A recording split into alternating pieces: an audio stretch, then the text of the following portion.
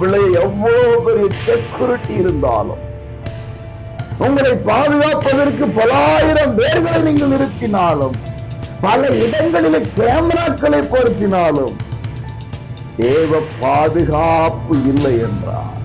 யோசிப்பார்.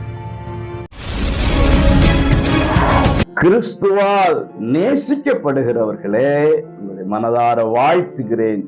கர்த்தருடைய கிருபை உங்களோடு என்றென்றும் இருப்பதாக. பிரசங்கி 12:3 வீட்டு காவலாளிகள் தள்ளாடி, அதாவது வீட்டு காவலாளிகள் தள்ளாடுவதற்கு முன்பு உன் சிருஷ்டிகரை நினை. எதற்கு வீட்டு காவலர்களை, வீட்டுக்கு காவலாளிகளை வைக்கிறோம் என்றால் ஒரு பாதுகாப்புக்கு. அப்படி வேலை காவல் காப்பது.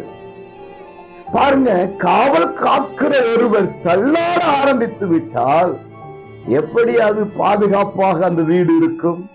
அதற்குள் இருக்கிறவர்கள் எப்படி பாதுகாப்பாக இருப்பார்கள்? அப்படிப்பட்ட ஒரு காலங்கள் வருவதற்கு முன்பதாக நம்முடைய சிருஷ்டிகரை நாம் நினைக்க வேண்டும். நீங்களும் நானும் என்ன சொல்லணும் தெரியுங்களா?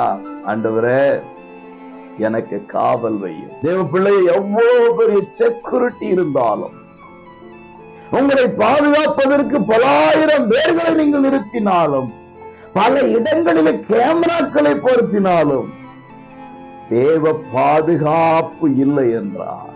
யோசிப்பார். சேனையை அனுப்ப வேண்டும். சேனை அனுப்பி நம்மை பாதுகாக்க வல்லமுள்ளவராய் இருக்கிறார். அவர் சேனைகளின் கர்த்தர். அவரை நினைத்து அவருக்காக வாழும் பொழுது பாதுகாக்கப்படுவோம். இன்றைக்கு பாதுகாக்கப்படுவீர்களாக.